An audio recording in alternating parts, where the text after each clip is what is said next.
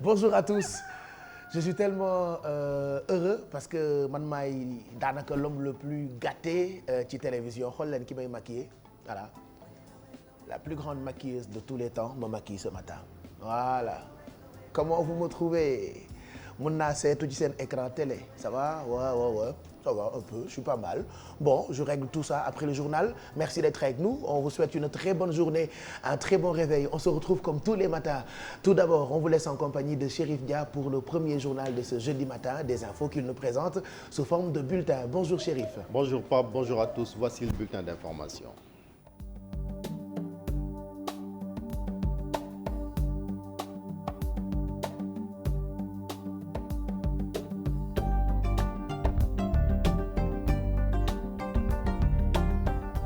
De la politique pour démarrer, les femmes du Parti démocratique sénégalais ont organisé hier après-midi un grand rassemblement pour dénoncer la confiscation des biens de leurs camarades de parti Aïda Ndiongue. Elles comptent effectuer des tournées chez les chefs religieux pour dénoncer ce qu'ils considèrent comme une mascarade judiciaire. Voici le compte-rendu de Pape Fara Gningue, les images Younous Diatta.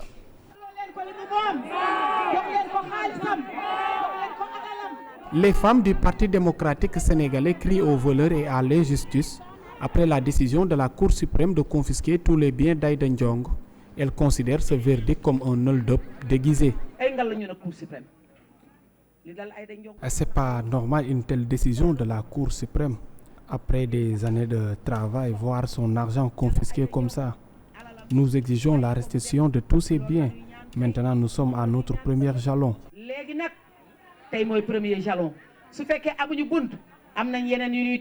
Avec leur forte mobilisation, le secrétariat national des femmes exige la main levée immédiate sur les biens de l'ex-sénatrice. Aïda Ndiongue a travaillé des années pour avoir son patrimoine. Un bon jour, la justice confisque tous vos biens. Vraiment, c'est dur.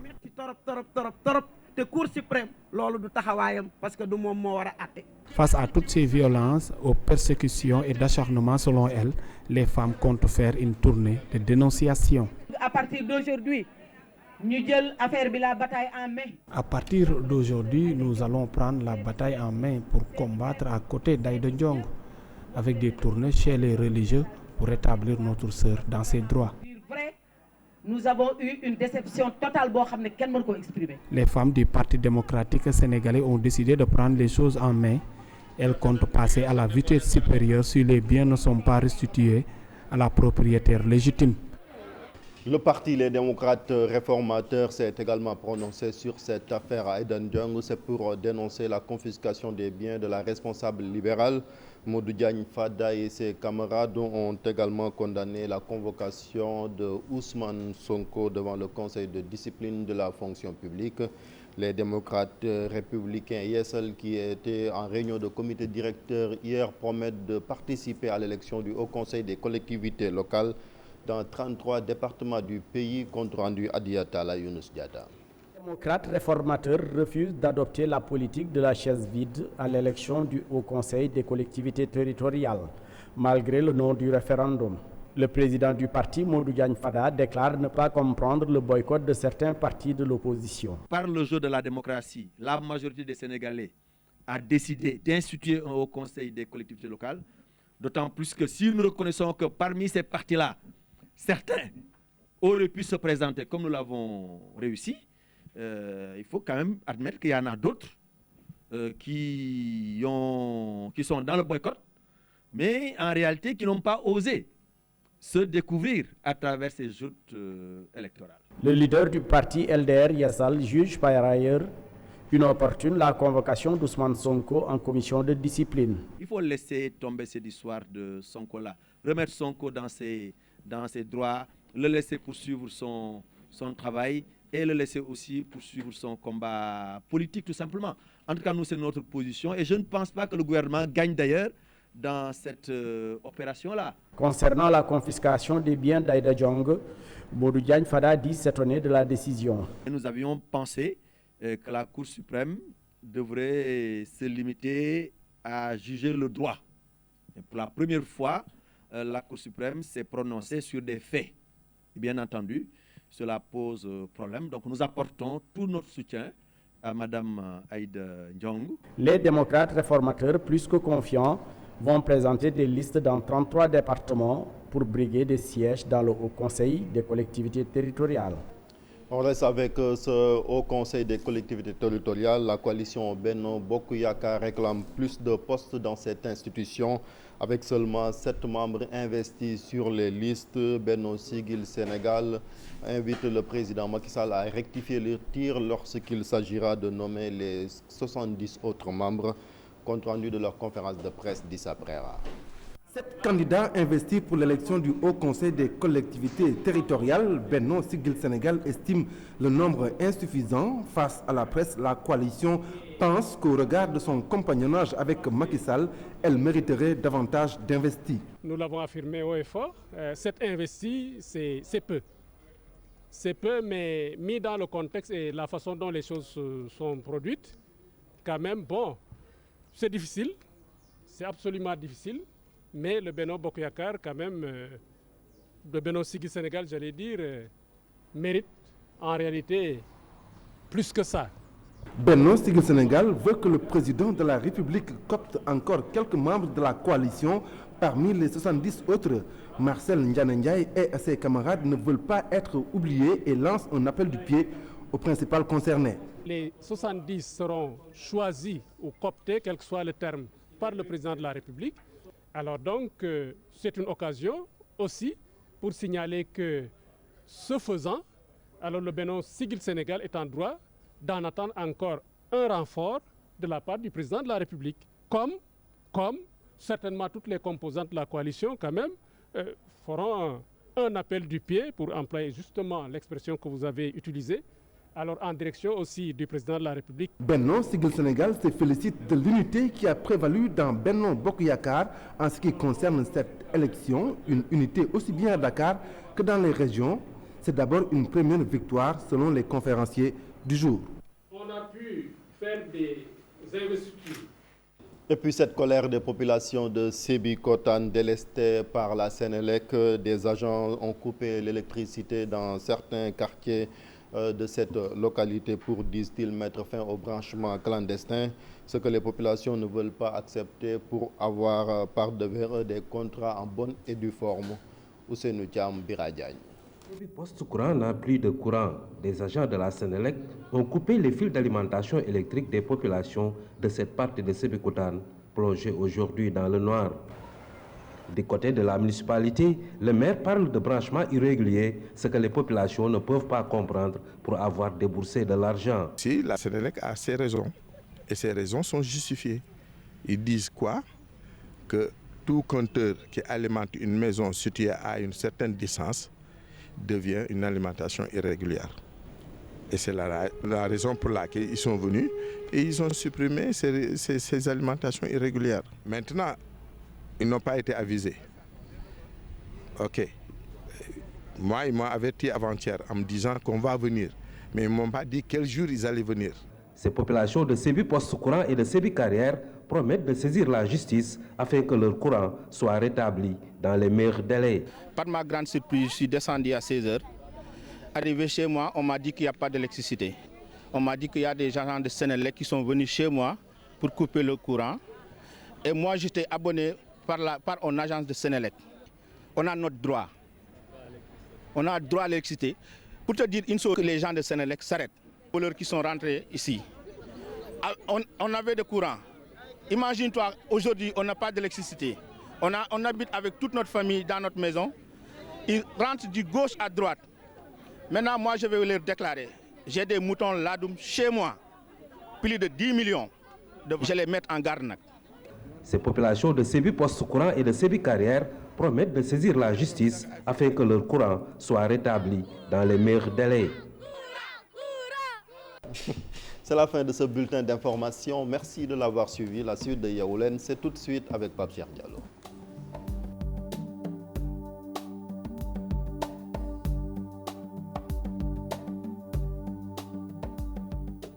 Merci Chérif, c'était le premier journal de ce jeudi matin. Nous remercions toute cette grande rédaction que nous retrouvons dans quelques minutes.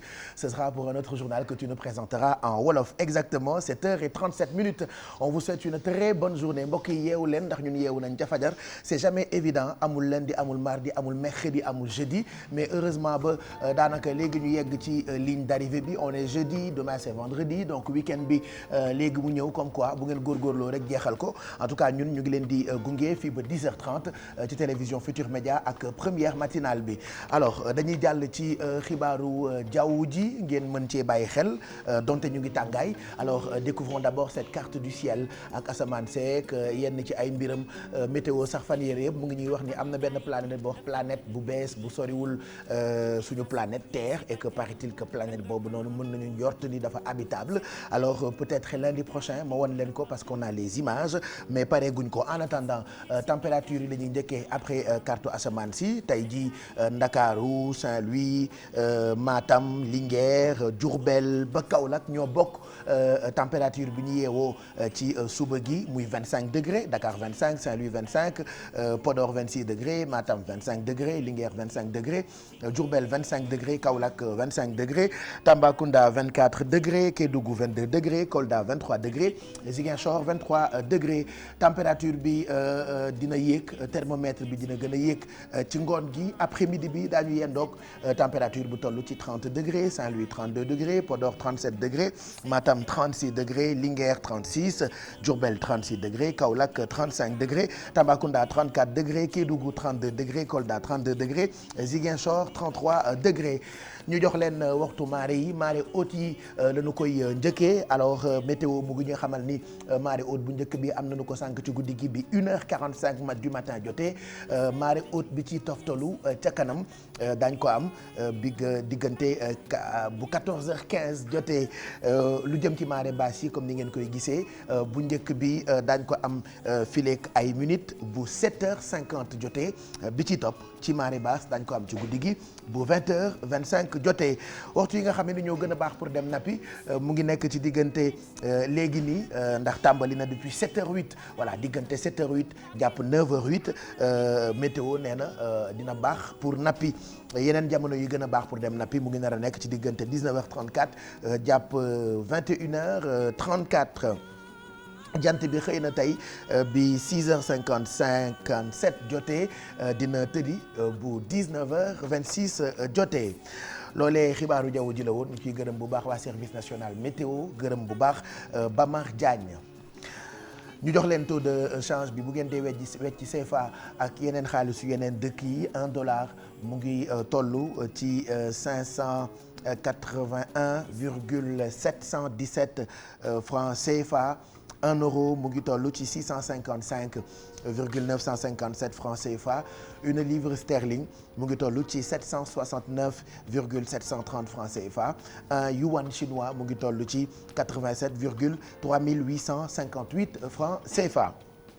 waxtu julli itam ñu jox leen ko nu mu gënee gaaw suba teel julleem mu ngi toll ci ni ngeen koy gisee noonu 19h45 tisbaar mu ngi toll ci 13h12 takkusaan mu ngi toll ci 16h25 timis mu ngi toll ci 19h32 gée mu ngi toll ci 20h36 waxtu mees yi ci jàngu yi pour suñu mbokku chrétien yi ñu xool ko en même temps. alors tey jii cathédrale am na benn messe ci suba gi bi 7h jotee dina amaat beneen messe tey ci ngoon gi bu 18h30 jotee église bi di martyr de l'Ouganda foofee dina am benn messe tey jii ci fajar gi bu bi 6h30 jotee dina amaat beneen messe ngoon gi bu 18h30 jotee ca église bu Saint-Joseph foofee dina am benn messe tey ci ngoon gi lay doon bu 18h30 jotee. mbokki loolu météo bi la woon taux de change bi ak waxtu julli yeeg yi leen di soxal ñu tuddee ko télé service daañu amaat beneen incha allah ëllëg ci fajar gi ci première partie yeewu leen ñu jox leen yéenekaay yeeg seeni xët laataa ñu koy xóotal ca kanam ak Mamadou Mouhamed Ndiaye ci ndimbalu Chérif Dia. alors dañu koy njëkkee ak l'observateur tey ji ci xëtam dafa yeewu ak enquête bi nga xam ne ni moo jëm ci wàllu pétrole. alors Baba Diaw bu ITOC moo nekk ci xëtu yéenekaay bi Chérif ñoo ngi lire ci français ni Baba Diaw ITOC entre ombres et lumières. kon daal dafa mel ni yéenekaay bi di l'observateur ci kilifa googu la xëy tey di Baba Diaw jiite ITOC ci mbiram pétrole ak tamit lu jëm ci lépp rek ndax coow li fi Abdoul Mbaye Syll woon ba tax na rek moom daal nee na ñi nga xamante ni ñoo koy yàq di ko xas ak yu ni mel faalewu leen mi ngi pèse lu toll ci 200 ak juróom-ñaar fukk ci ay milliards yoo xamante ni moom yor na ko ci koppar ba mu nekkee ab ndongo nag ca école ba. moom daanaka ku xarañoon ci mat di koy wax jaww mat ba tax na amoon na mention très bien ci bac C yéenekaay bi daal ci dellusiwaat bu baax. et puis Jojo ma ngay leeral digganteem ak Soumboulou mu ngi ci biir l'observateur. enquête astafurlah quotidien plutôt ñu xool xët bi Chérif reprise des constructions sur la corniche les promoteurs nagent dans le bonheur. waaw dafa mel ni kon promoteurs yi daal daanaka ñu ngi ci mbégte ndax rek état bi may na leen ñu daal di wéyal lépp lu jëm ci tabax ngir. wàllu tourisme ak yu ni mel ba tax Aïdara Sylla ak Masek Balimi gis nga seen xët ñoom nag ay promoteur lan ñu arrêté woon liggéey wante nguur gi bàyyi na leen ñu wéyal ko ndax ci mbiram tourisme ak lu koy yokk moo tax jóg boobee liggéey. ba tey ci wàllu marché koppar ak yenn ci ay tabax yu am ci réew mi Libération dafa xëy tey ak Eiffage mi ñu ne ci français la ñu koy liiree ci xëtu yéenekaay bi ni Eiffage freiné sur 329 milliards. kon daal koppar yooyu nag mi ngi jëmoon rek ci tabax train bi nga xamante ni moom mooy ay ferroviaire ak yu ni mel jëm ci saxaar gi jëm ca aéroport Blaise Diagne bu nekk fële ca Diass ba tax na rek ginnaaw Turquie ak chinois yi nga xamante ni daal dañ doon ñaawlu loolu déposé benn recours ci ARMP waa ARMP dakkal nañ liggéey bi à Eiffage waroon na wéyal jëm ci lu jëm ci liggéey boobu nga xamante ni moom mooy saxaar gi ca diwaan boobu. beneen xaalis gi mu ngi toll ci 27 millions du xaalisu marché ak lu ñuy tabax mais xaalis bu benn xale bu am 14 ans sàcc papaam. loolu la laas xëyee tey. fukki at ak ñeent la am moom xale boobu ba tax na bi mu sàccee ñaar fukk ak juróom-ñaar ci ay millions ci waajuram boobu doon dem nag ci ay hôtel fële ca Saly ak yu nu mel di fa gundaandaat moom nag ba tax na rek. xale bi mu ñibbisi ci la am accident bu métti wante nag ñam àndaloon di ay naataangoom ñoom dafa mel ni jàpp nañ leen muy loo xamante ni yéenekaay bi di laas daal dina ciy dellusi. bien mal acquis populaire daf cee xëy tey les avocats de l'État traquent l'État pour rentrer dans leurs fonds. avocats yooyu nag ñoo doon layal état bi ci li jëm ci traque des biens mal acquis ñoom nag ba léegi daanaka seen ay honoraires ak yu ni mel fayaguñ leen ko ba tax na ñi ngi sàkk ci nguur gi mu fay leen seen i honoraires ñoom nag am na ci ñoo xamante daal nee nañ bu état bi yéexee fay. danañ leen dégg ci loolu muy loo xamante ni yéenekaay bi daal dina ci dellusiwaat ci mbiram Ousmane Sonko ak yeneen xew-xewu jamono. Ousmane Sonko yéenekaay yëpp dañ cee xëy tey daanaka ci seen xët ba ci enquête moo nekk ci xët bi ñoo ngi lire ni le casse-tête Sonko. casse-tête Sonko daal di rek ñëwaat ci li nga xamante ni moom mooy audition bi ñu ko doon déglu fële ca fonction publique moom mi nga xamante ni moom mooy agent bi liggéeyee ci wàllu woowu ba tax na rek ñi nga xamante ni ñoo ko doon déglu mujjul am.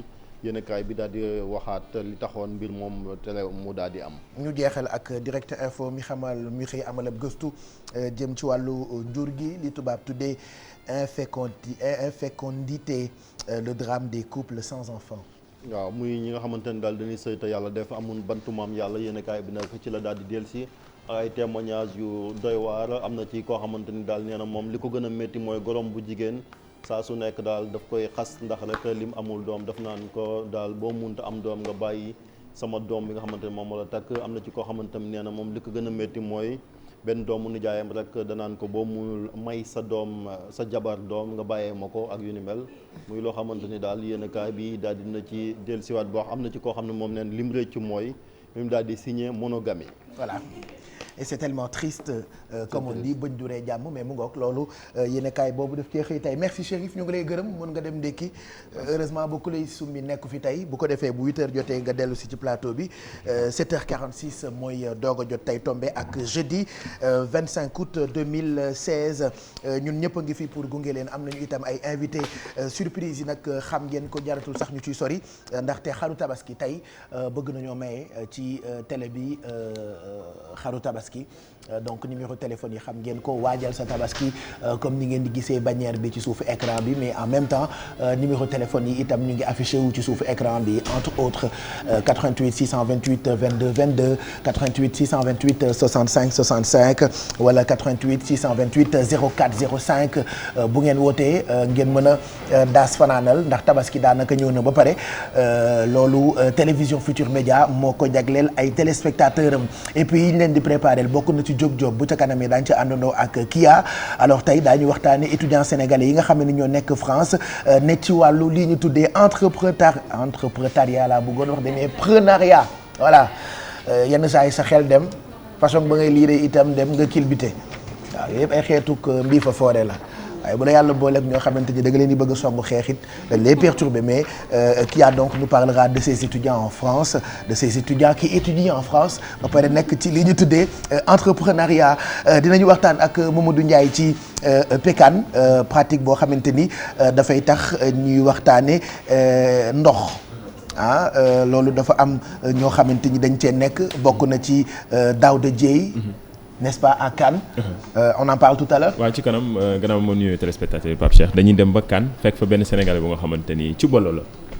Cubalo la benn jóge bàyyee ko fële Matam. lébu la waaw lébu la ci kii. bàyyee ko Matam moom nag dafa am lu muy waxtaanee jasir yi nekk ci ndox mi. ñooñu nag dafa am lu mu leen di jate. PECAN lan la. PECAN mooy jat bi. jat bi tudd PECAN waaw moo tudd PECAN. jat bi la.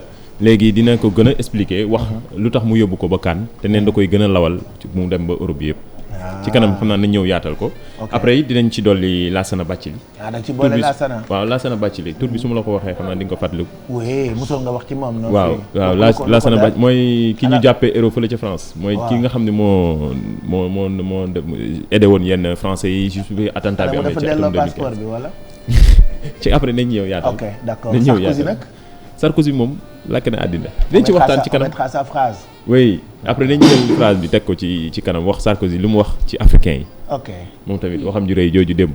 d'accord moom candidat bi nga xam ne dafa ni day ñëw fas yéene diriger waat France. pour bëgg a nekk président. ok donc on parle de tout ça tout à l'heure et puis nañu waxtaanee mode ak Mado. waaw Pape Cheikh ginnaaw bi ma nuyoo di nuyu mbokk téléspectateurs yi tey on va rester sur les choses tendances yi nga xamante ne moom moo xew notamment les maquillages yi nga xamante ne moom moo xew surtout par rapport à nos lèvres parce que comme ni nga ko waxee woon le fameux rubis ou bi nga tàmmoon couleur mat ñëw mais léegi dafa amaat beneen technique boo xamante ne ñu ngi koy tuddee rouge à lèvres métallique bu ci kanamee nag dinañ ci waxtaan. mooy bi ñuul tuñu ñuul wala. maanaam tuñ bi dafa war a tàkk léegi daf lay jox effet métal. voilà moom comme tey bi ma def nii. wala ba ci weey donc yii comme été démb xam nga wax nañ lunettes yu flash yi couleurs yi. les bouches aussi elles doivent vraiment briller. voilà dafa rebooyee métallique bi waaw. Safor moo wóor. ma jox ko. téye ko.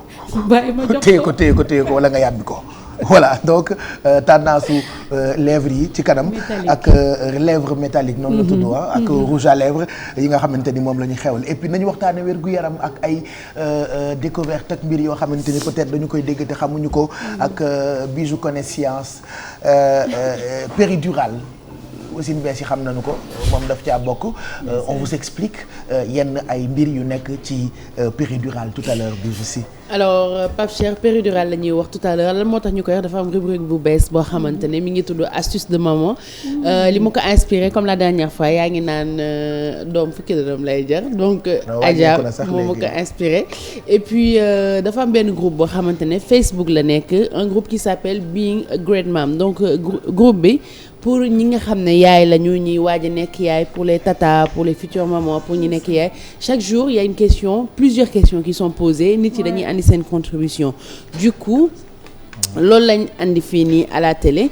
pour nga xamante ne chaque jour dafa am benn question bu nit ci di poser ñu jël ay maman ku ci nekk joxe sa avis après ñu jël avis spécialiste pour que mu mën a servir ñëpp parce que groupe bi y a plus de 2000 personnes mais je pense que bu jàllee fii c'est des millions de personnes ñoo si nar a jëriñu donc tey péridurale la ñuy waxtaanee pour ou contre est-ce que am na ay avantages est-ce que am na ay inconvénients kañ lañ koy def dinañ indi réponse yi tout à l'heure voilà donc péridurale à vos oreilles yéen ñi mu intéressé ngeen bëgg ci xam dara ce sera des astuces de maman affaire de maternelle ca kanam ak bijou si Alfi Félix na nga doxalee qu'est-ce qu'on mangera Baye Cheikh nuyu naa la ci kanam on va manger tey benn gâteau waxoon naa ko démb recette sucrée tey muy un gâteau au yaourt et aux pommes donc ci kanam yaourt yaa ngi ni pomme yaa ngi ni Pape dinañu wax yan technique la ñuy utiliser pour ku nekk mën ko réaliser seen kër mais boo ko bëggee réussir nag da ngay sàlloo sa potu beurre Sofia ndax mooy secret bi nga xamante ni Pape mooy tax ngay réussir say gâteau donc ci kanam rek bu ñu ficcee Pape lépp dina leer. d'accord parce que tabaski baa ngi ñëw. waaw Pape nee naa la c'est le goût de la tabaski. ah oui tabaski baa ngi ñëw non mais et puis li ci neex mooy tey ku ñu may xaru tabaski. dañ ko mayaale beurre dañ koy mayaale beurre may ko beurre may ko yeneen ñu sax ñoom jonge ñoom seen. waaw beurre bi nga ciy diw. pour waaw beurre bi nga ciy diw jonge bi nga ciy def. waaw kon boo mayee rek ma. waaw parce que tabaski ñëw na de. ñëw na ba pare Pape. ayca tey ñan ñooy njëkk a séddu ci xaru tabaski yu TFM yi en tout cas ñu ngi leen di xaar 88 628 22 22 wala 88 628 04 05 xam nga ñun nag dañu bàyyi ba mu jàmp ñu doog a farlu mais période bi tabaski c'est là hein mais presque personne n'en parle dañu bàyyi ba mu des genre ay une semaine ñëpp di dal xam nga après mooy loolu quoi c'est dans moins de 15 jours mais aussi boo xoolee mois d'août bi déjà mois d'août dafa métti nag mais xaalis du am kenn comprendre donc fin du mois bi tu peux pas aller programmer il faut nga xaar ba sa salaire ñëw salaire bi ay côté le 5 lay ñëw bu ñëwee nag dàkkante bi commencé ci biir semaine bi ngay bëgg ut yére bëgg ut xar bëgg ut te defe naa le 15 la non wala du le 15 le 12 ah man nag damay am problème mu date tout le temps le 12 le 12 ou le 15 le 12 hein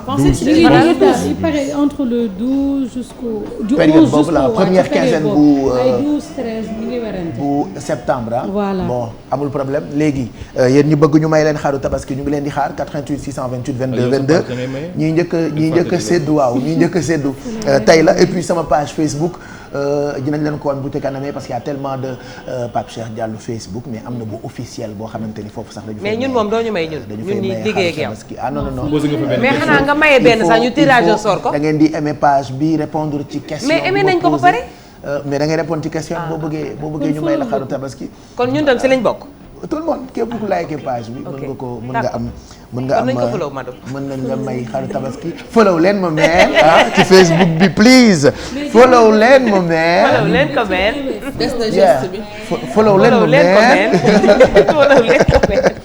ndeysaan dañ may manquil sax waaye yàlla baax na heureusement ba sama doom bi yeewagul donc gisagul bàyyam bi ñuy manquil ci télé bi 7h54 tabaski ñëw na kon préparé leen ko xaru tabaski yi nag yu njëkk yi tey la ñu koy maye ci téléphone bi ñu ngi leen di xaar dès à présent 88 628 22 22 ak yeneen numéro yi nga xamante ni ñoo affiché wu ci suufu écran bi.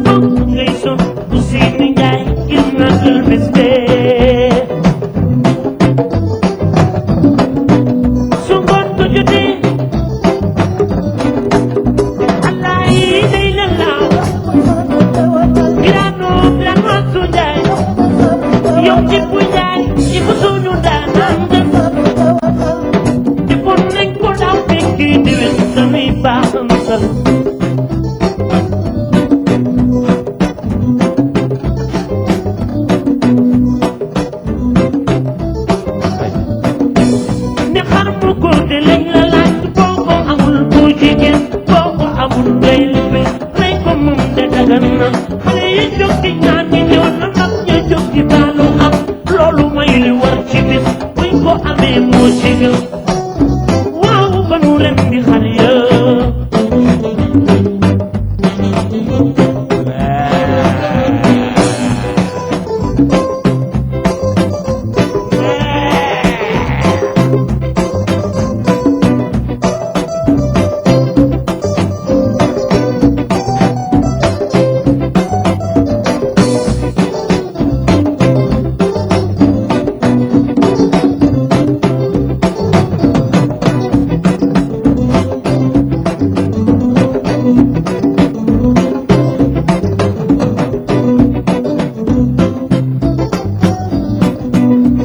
ju bis ba ku la tooñoon nang ko baal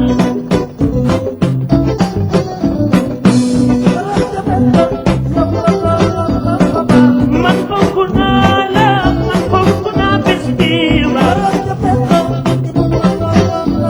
Ibu man fonk naa la man fonk naa bis bi ba Ibu ku la tooñoon nang ko baal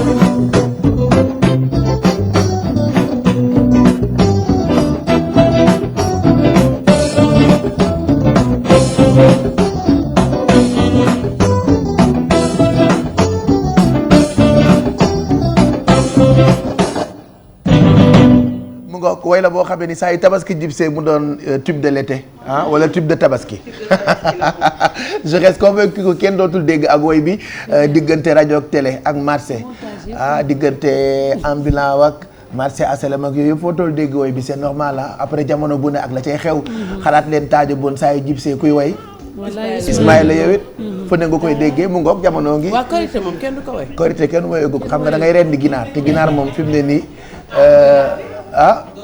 way laaxu korité wala gallaxu korité wala ginaaru korité wala caakiri korité noonu neex comme tabaski xam nga xar booy rendi xar ak na mu baaxee yàlla boo ci am bu duuf kay te ñun xar yi ñuy maye mais man bëgguma xar bu duuf man añoo yéem a gënal yu nooy yooyu añooloo waaw kay mu yaat man bëgguma bu duuf añooloo yu yam yooyu bokk ndeyu yaat ma loo mais tabaski kenn du rey añu añoloo doomu ndeyu yaat ma loo ak ay solo ayaa ko bëgg yóbbu ci añoloo año mu yóbbu ko ci maanaam ci ay solo mu baax ni rek ma jox ko waaw la kares jox ko ma jox ko kan la ñuy njëkk a may xaru tabaski ñu ngi leen di xaar ci téléphone bi tey la ñuy joxe xar yu njëkk yi yàlla na ci seen wërsëg nekk yéen ñii seetaan bu doon suñu sago ñu may Sénégal yëpp kër gu ci nekk ñu may ko xaru tabaski mais bon dinañ def tout ba jox ci maximum donc 88 628 22 22 ak 88 628 65 65 ak yeneen numéro téléphone yi nga xam ne ni ñu ngi affiché wu ci suufu écran bi en attendant 8h jot na ñu bàyyiwaat leen ak Chérif Dia ci jotaayu xibaaru suba bi ci wolof.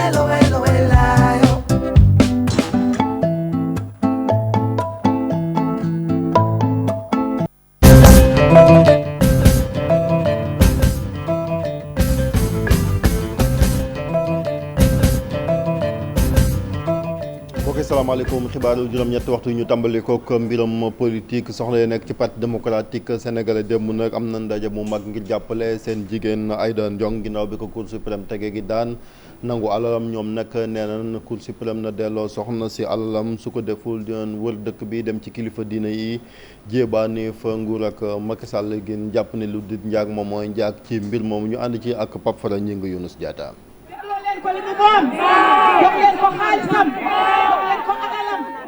jigéenu parti démocratique sénégalais yëpp taxaw di yuuxu sàccee ak tamit jaay doole gannaaw ba cour suprême nag ne day teg loxo ci alalu Aïda Ndiong yëpp ñu jàpp ne lii foqati bu ñu déguisé la. ay ngal la ñu ne cour suprême li dal Aïda Ndiong ku mu naqariwul dara dootu la naqari ci àddina liggéey sa alal sonn ku ne ñu bëgg la justice sénégalaise revenir à la raison delloo Aïda Ndiongam delloo Aïda Ndiong alalam bàyyi ko mu dem loolu la ñuy ñaan tey moom la ñuy ñaan ëllëg léegi nag tey mooy premier jalon su fekkee amuñu bunt am nañ yeneen yu ñuy teg gannaaw ba ñu amalee mobilisation bu mag secrétariat national bu jigéen ñu parti démocratique sénégalais li ñu bëgg mooy ki fi nekkoon sénatrice ñu delloo ko ay kopparam. di liggéey ak état boobu ba léegi di ñaq di fanaan ci aéroport yi di nelaw ci aéroport yi ba dajale teraangaam ñu xëy tey ni nguuru Sénégal moom loolu yëpp dara deseetu ko donc loolu muy lu metti torop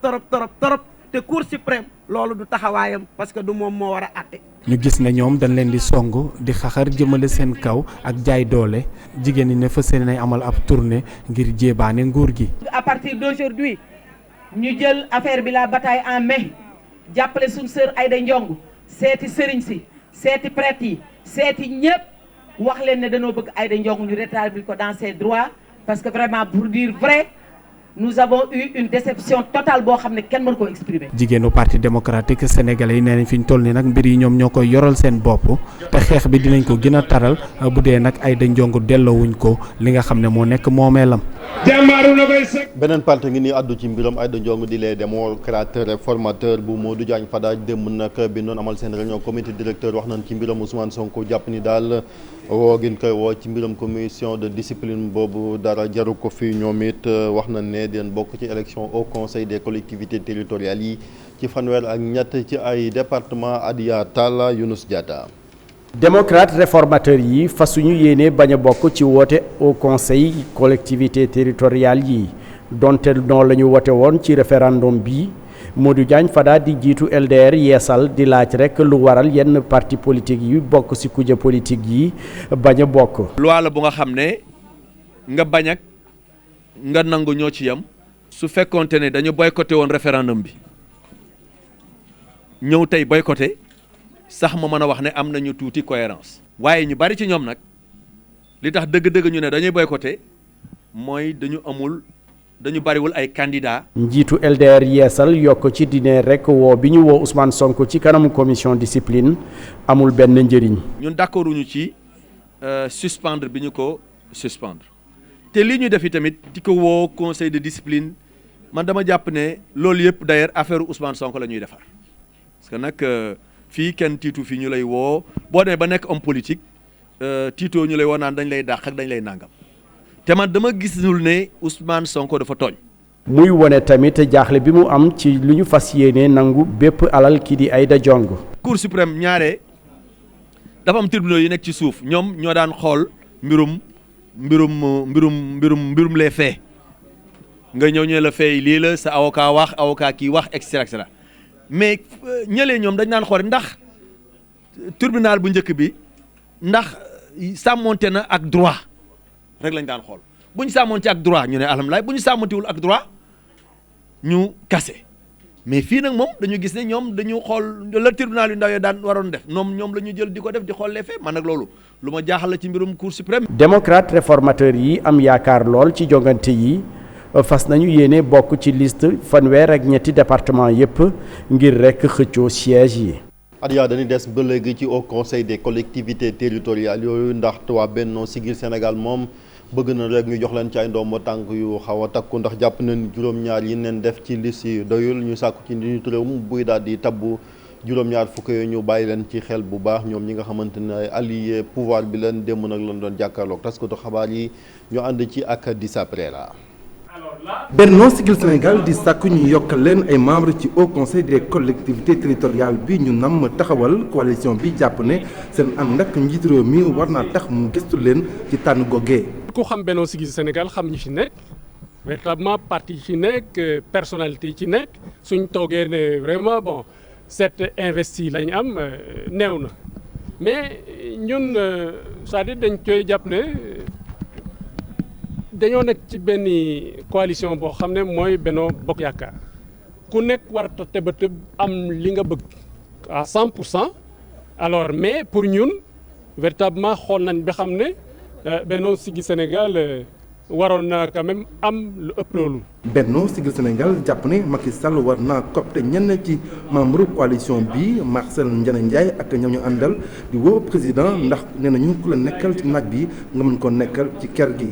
puisque 80 moom la loi wax ne dañ koy voté mais am na juróom-ñaar fukk yoo xam ne aussi dañ koy tànn te président de la république moo koy tànn président de la république mooy leader du Benno Bokk Yaakaar ni ñuy wax mooy leader Benno Bokk Yaakaar bi nga xam ne foofu la Benno Siggil Sénégal bokk donc ñun war nañoo xaar nag moom itam mu xam ne lii xew il faut que mu xool ñu bu baax a baax ci li des. ñaanuñu en tant que tel c'est que dafa war ñaanuñu en tant que tel c'est que ànd su dee am na alors soo taxawee nii na nga ne keneen ka taxawee na le. Benno Siggil Sénégal di rafetlu ànd gi Benno Bokk Yaakaar ànd rawatina ci élection yi nga xam ne amul benn liste parallèle fii ci Dakar ak région yi ci seen gis-gis ànd googee rek doon na victoire bu njëkk. On a pu faire des ca Sébikotane moom am na ci ñenn ci askan wi mere waa Senelec ndax dañoo jàpp ni daal société d'électricité boobu dafa coupé courant ya waa Senelec nag li ñu wax mooy branchement clandestin yoo xamante ni wóorul moom moo tax ñu dogal askan wa ne ñoom yor nañ ay kër yu wér na ay contrat la ñu ànd ci ak Ousseynou Thiam Bira Diagne.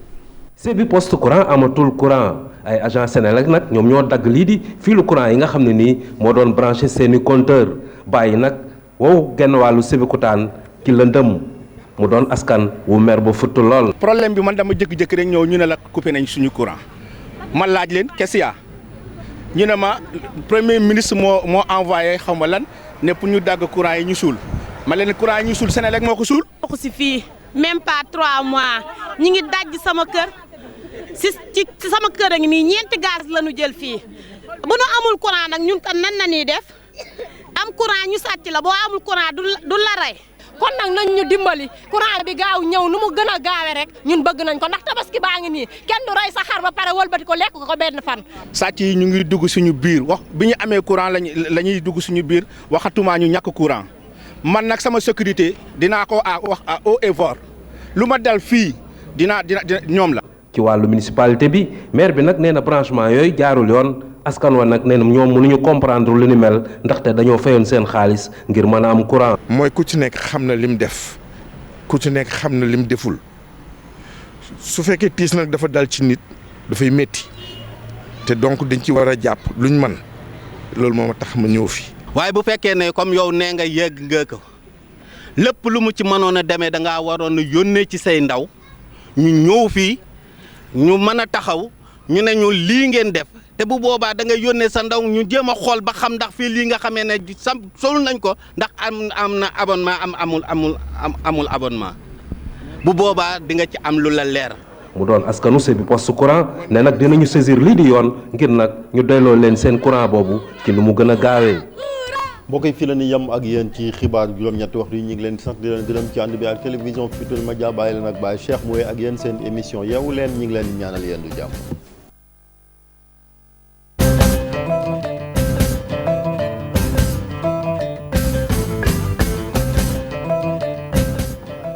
merci Chérif ñu ngi lay gërëm bu baax mu nekkoon jotaayu xibaaru suba gi ngërëm ñeel encore rédaction bu télévision Futurs Médias mën ngeen itam yër suñu site bi te xam ni xibaar yi dafay wéy foofu muy www.igfm.sn foofee itam di ngeen fa am ay xibaar yu wér te wóor tey ji xëy na ak lii mu tuddee Sénégal dem dikk alors gëstu bu am solo ci site internet bi lii mooy page d'accueil bi et puis yeneen i mbir yoo xamante ni soxal na leen mën ngeen ko fee fekk muy wàllu politique société culture ak lépp lu ngeen bëgg a xam ci réew mi ak it ca biti réew mën ngeen ko fekk ci www.igfm.sn. ñu dem ci correspondant yi tey dañuy dem dëkk bu ñu naan Bambey nag bu ñu fa demee dañu fay fekk kii di Babacar Diouf moo ñu teewal ci dëkk bu neex boobu di Bambey alors Babacar bu fekkee jàppandi na ñu jéem a jokkoo ak moom taataan ay xibaar ca Bambey Babacar ñu ngi lay nuyu mbaa jàmm nga fanaane Babacar. Bambey la ñuy waaj a dem kon ci ndimbalu Pape Samba ci ginnaaw ngeen jox ñu Babacar Diouf mi nga xamee ni mooy suñu correspondant ca Bambey am na dëkk yoo xamee ni ñaare du ñu fay faral di dem mais bu ñu fa demee dégg fa dëgg Bambey def cee bokk nag Bambey suñu correspondant baa ngi foofu Bambey ban Bambey nga dëkkee. Bambey taax d'accord waxal jàmm ñun Bambey séeréer la ñu dëkk. waaw ñun waa Bambey séeréer la ñu. moo tax ñu nuroo ñoo bokk suñu Bambey. waaye soriwuma la de Thiès la ñoo bokk suñu Bambey gis naa tamit benn association Sigil Pout xaw ma. Sigil Pout kay. association Sigil Pout oui. waa Pout yi moom waa Pout la moom yaay dëcce. bon bu ñu jógee Bambey léegi. jaar Pout waaw mais man nañ jaar Pout rek wax ci association boobu. Sigil Pout xaw ma yëngal Pout am na ma tuddee daal waaye am na Pout daal. Sigil Pout xaw ma yëngal Pout xaw ma ànd Sigil Pout xaw ma daal. xam naa Sigil bi la. wala jàpp ci Pout. am na daal mu demee daal. jàpp développement de Pout xaw ma développement de Pout daal. j'ai vu ça sur Facebook. Facebook développement xaw ma lañ desul. association ànd Sigil Pout xaw ma daal. Sigil Pout xaw ma jàppale. lu ci soyoon ci waa Pout doo yem fii Ndakaaru gi gëdd ngaan Pout bon ci kanam ñu wax leen association boobu nan la tudd façon ay doomi Pout ay doomi Pout ñoo ko nas àndandoo Sigil Pout. xam naa dañ lay invité bi. xoola booloo. invité bon loolu Pout la mais Bambey la ñu jëm Babacar na nga def. maa ngi fi Cheikh Pape Cheikh. ça va naka suba si mbaa jàmm nga fanaane. sant yàlla bu wër naka foofu. waaw fii mu ngi nii rek xanaa tàng lool sax xaw ma nag Bambey ban climat fa am actuellement. waaw xaw na tàng trop mais nag ñu ngi gérer parce que ñun tàmm nañ tàngoor bi fu mu nekk nii. waaw sant yàlla ak wut wantaay ak naan ndox bu bëri parce que baax na ci tàngoor bi. waaw voilà bu weesoo loolu lu ñu mën a jàpp ci ay xibaar foofu ca Bambey. waaw li ñu fi mën a jàpp ci xibaar moo di ñi nga xam ne ñooy personnes handicapées yi nekk ci diwaan bi fu mu nekk ni ñoom ñu ngi yëglu nee nañ daal article 254 bi nga xam ne moo nekk ci code pénal bi ñii nga xam ne ñoo ko nguur gi dañ ko war a génne parce que loolu rek moo mën a tax kenn dootul jàpp ki muy yelwaan ci mbedd mi di ko def sa naka tudul noonu parce que li leen gën a naqari nag mooy handicapé yi ñu jàppoon fan yële ci ginnaaw di leen yóbbu kaso wala di leen jàpp daal di leen bunduxatal nee nañ daal bëggatuñoo gis loolu nañ génne article boobu nga xam ne moom mooy article 245 bi nga xam ne nekk na ci code pénal bi comme ça ñoom ñu mën a féex leneen li mu di liggéeykatu hôpital El Rachlouka bu Ndiarème ñoom tamit nekk nañ ñoo xam ne ñii fi mu nekk nii daal neexootuñoo ñi nga xam ne ñoo leen jiite parce que nag nee nañ hôpital bi day liggéey xaalis wante xaalis boobu duñ ko gis ba tax ñoom dañoo sàkku daal weer bu jotati nañ def bilan financier bi nga xam ne hôpital bi liggéey na ko pour ñëpp ñu mën a xam fan la xaalis boobu di dugg. beneen bi nga xam ne moo di xibaar jëm ci wàllu yooyu comme ni nga ko wax léegi yooyu fi mu nekk nii bari na fekk tàngoor beeg nawet bi ba tax ñi doon xaar sax yenn communes yi mel ni commune Bambey wala commune Diourbel génne koppor ci seen poche pour def li nga xamante ni moom moo di poudre dëkk yi wante fi mu nekk nii ba loolu ba fi mu nekk nii daal dara amagu ci nit ñi nag ñu ngi sonn lool ci yooyu parce que nag ñu ngi xalaat sax ne est-ce que li nga xam ne moo di feebar bi di paludisme du ñëwaat ci dëkk bi.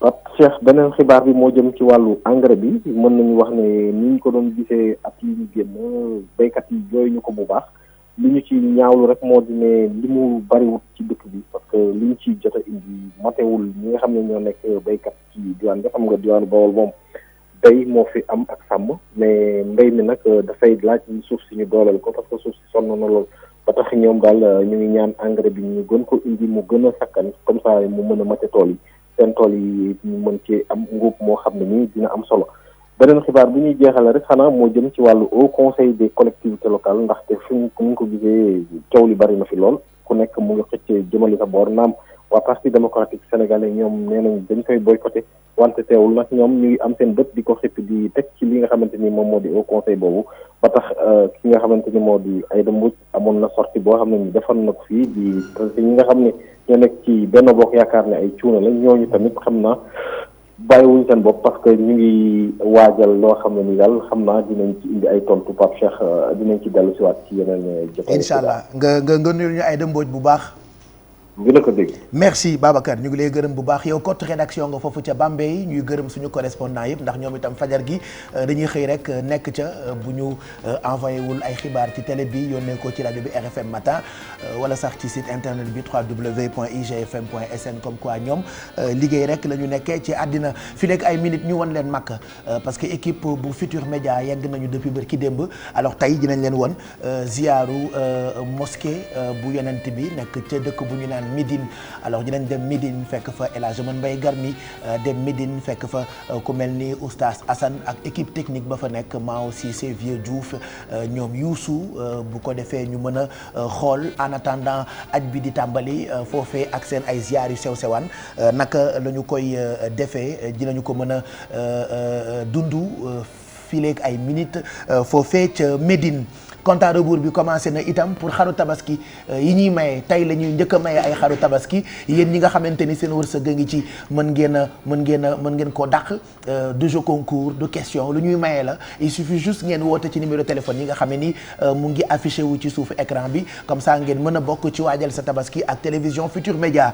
En attendant Alfie la ñuy bàyyi mu dem ci jardin wu yeewu leen pour fekk fa waa Rahma Damba Fitness ki moom Rahma Damba Fitness waa Pout la moom gis naa ko mu bokk ci association Sigil Pout xaw ma dooleel Pout daal mais daal Pout a ngi ci biir Ousmane Pout waa Pout la moo tax ma koy woowee Ousmane Pout mais dafa yebal ay coach waaw moom Ndiaye waa Pout la Pout la yow sa papa dëkk Pout wala sa yaay non sama rak moo fay sëy man sa rakk waa Pout waaw noonu fa moom fa lay sëy sa rakk donc ay doomam ñooy waa Pout waaw Abdou sama jarbaat waa Pout la sa jarbaat yi waa Pout Karim ma nga fa waa Ciwaare dëgg la Ciwaare la nañ nekk fële ci Pout fan la dëkk bi tudd Ciwaare quartier bi tudd Ciwaare quartier ak Malicoumba Cekkeen Ciwaare voilà ak Sérène sa sœur bi fi mu dëkk mooy Sérène Ciwaare ma petite sœur voilà mu ngoog bon bonne journée aux Poutois on les appelle Poutois oui les Poutois dëkk Pout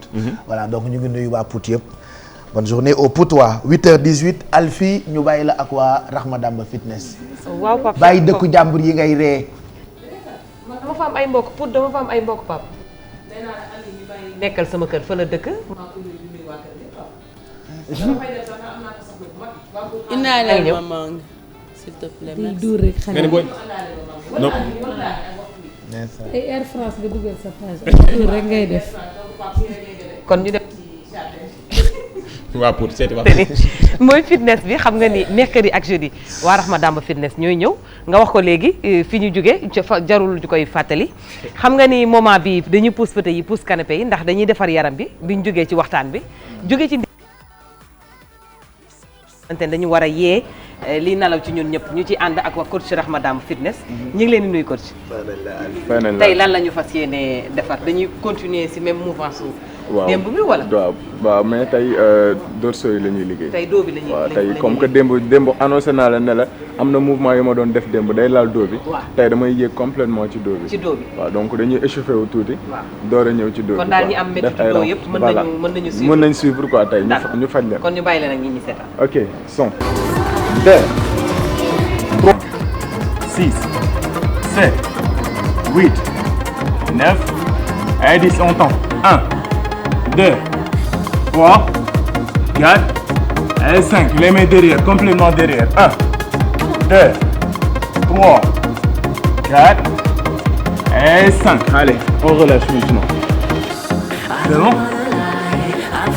il faut avoir l'habitude d'étirer encore plus c'est bon allez on y va encore pour l'autre exercice maintenant on soulève la jambe allez c'est bon Alfie bi dañuy yëkkati tànk yi nag aja ñu dem 1 2 voilà 3 4 5 même gis ci kanam 1 2 3 4 et 5 derrière 1 2 3 4 et 5 aja ñu tiré waat ko ñu dellu ci ginnaaw c'est bien on étire encore bien ak Alfie dernier exercice bi nag dañuy basculer ah tànk yi ak kaw gi ah ñu dem fii 1 2 3 4 5 devant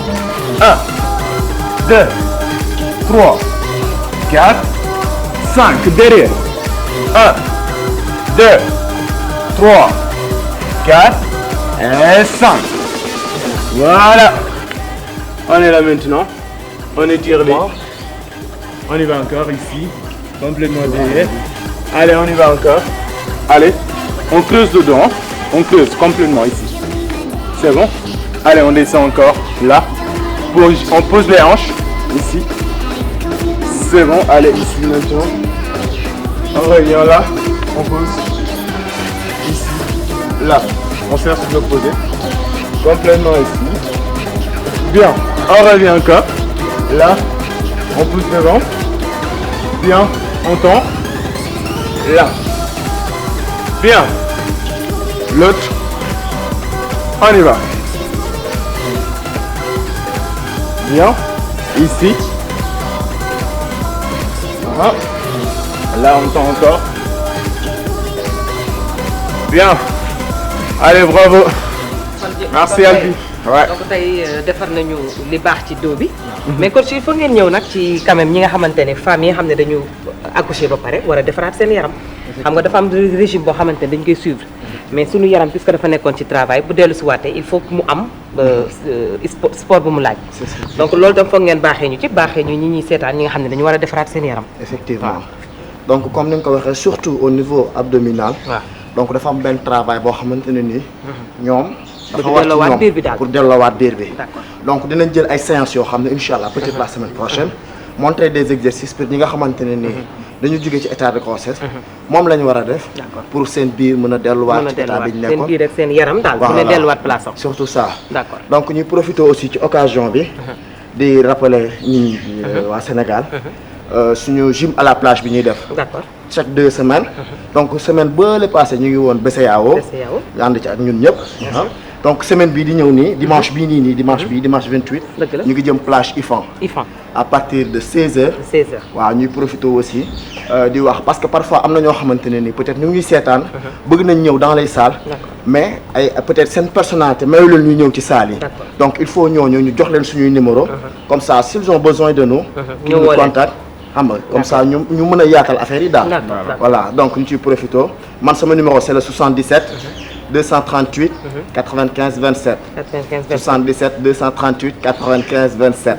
voilà ma bàyyi coach Mouhamed mu joxe numéro. sama numéro c'est 77. 535. 31 15. 31 15 535 31 15. 31 15 ñu profité di ci invité ñëpp nag Pape Cheikh. waaw Pape moom xam naa noté na numéro parce que xam nga moom du mën a dem salle. day bëgg toog këram di woo coach yi. kon ni ko Pape di defee rek na ko ñeneen ñi defee noonu. voilà c'est ça donc Baye Cheikh. yow ji ma ngoog.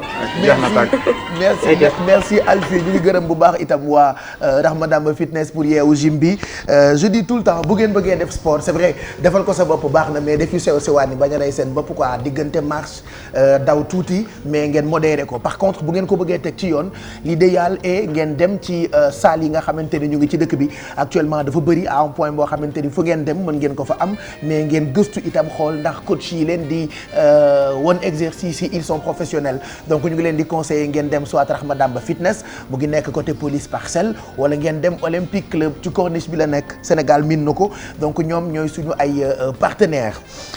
tey dañuy may xaru tabaski ñan ñoo ciy njëkk a dal xamaguñu en tout cas ku ci xas ba dal nga ci lu baax xaru tabaski yu baax a baax la ñuy séddalee 88 628 22 22 wala 88 628 65 65 wala 88 628 04 05 am ngeen temps parce que dañ leen di may ngeen composé benn ci numéro téléphone yi bu ngeen xasee nag ba wootee bu dee dafa saturé da ngeen di raccroché ngeen mën a woote waat ku ci sa wërsëg nekk rek tey ñu may la xar donc xar yu njëkk yi tey la ñu koy séddalee fii ba 10h30 88 628 22 22 ngeen mën a waajal seen tabaski en attendant dañ leen di yóbbu dëkk bu ñu naan Médine dëkk maamu Kya Aïdara voilà Makka nag équipe bu Futur Média ñoom yegg nañu fa depuis bërki démb ñoom ñëpp a nga fa ñu ngi def seen ay ziar laata aj bi alors fi ñuy njëkk a dem ziar fa mooy mosquée bu yonent bi nekk ca Médine dañu fay fekk suñu équipe ya comme ça ñu mën koo dund ak ñoom ngeen mën a xam ni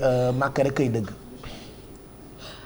bis bu nekk la war waaye jot na ci ñun ndax dañoo tànn ngir ñi ñëw fii fas yéenee aj fas yéenee ziyaara fas yéenee nekk ay saxaaba yonent bi sallallahu alayhi wa sallam yàlla la neex yonent bi la neex ñi teew fi ngir ziyaare ko ndax nit am na lu ëpp li ngeen am teewul mënul ñëw fii ni mu ko waxee lu am la ndax yonent bi sallallahu alayhi wa sallam ku ko fekk si moom la neex السلام عليك يا من وصفه الله بقوله وإنك لعلى خلق عظيم mbokk yi jàkk ji mooy jàkk ji gën a màgg ci jàkk yi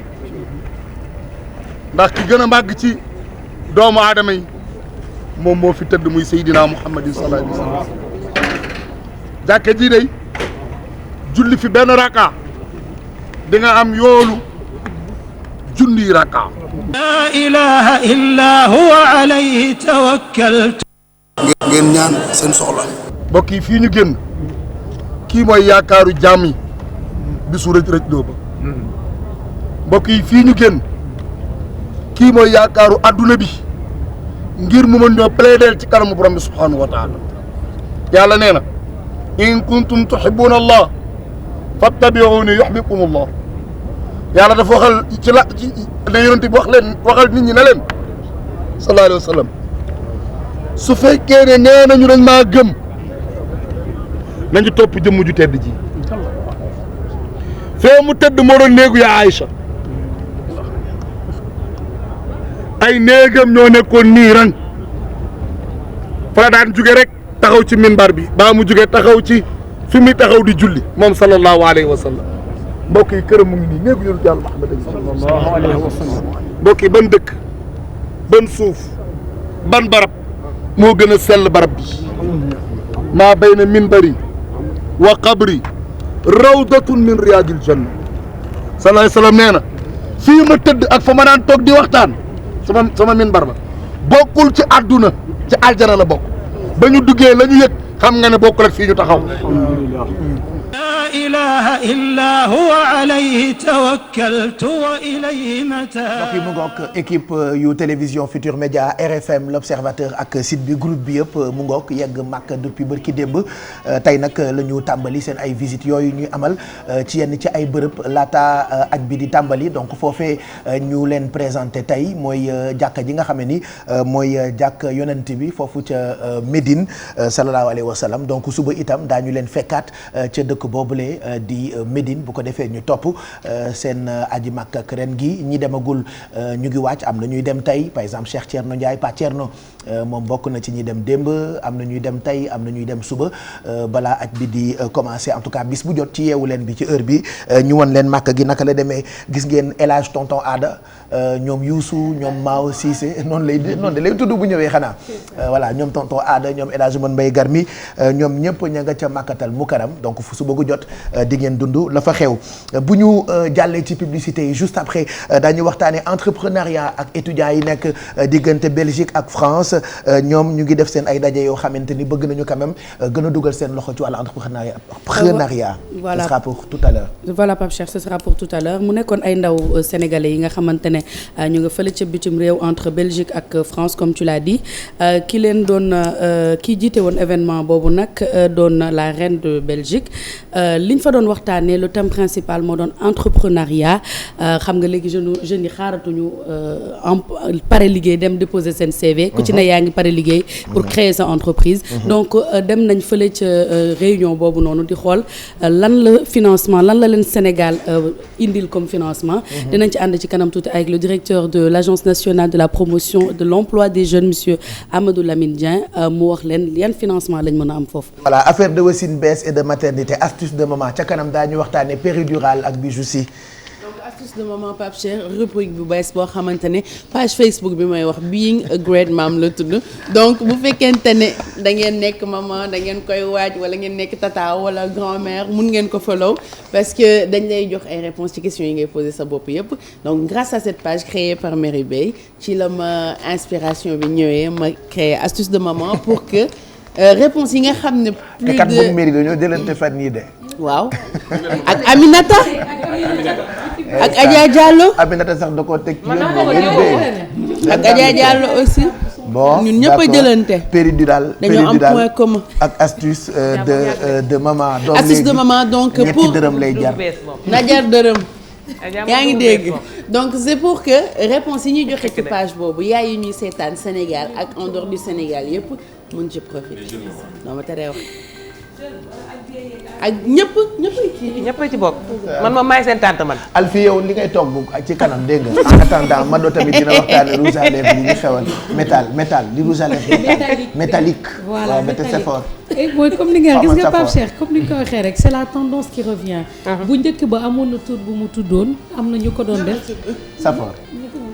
c'est vrai nga naakre. sama yaa yàgg moo ñëwaat quoi.